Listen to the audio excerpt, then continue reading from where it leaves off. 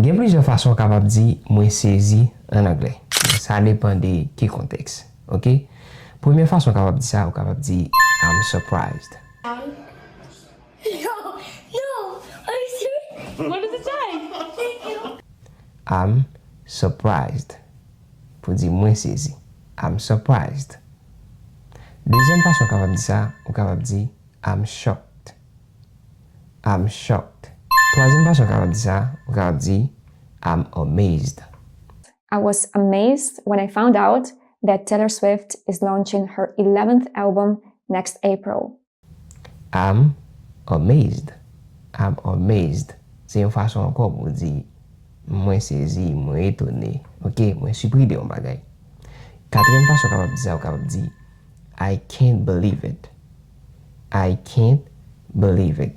C'est comme si tu as dit mwen pas ka kwe ça.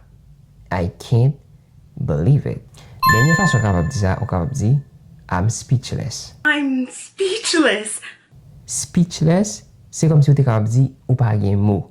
M'pa gen mot, m'pa gen m'ka di la, m'pa gen aucune parole, m'capable de dire là. Mais ça veut dire I'm speechless. Pas oublier abonner pour une carrière dans l'autre vidéo.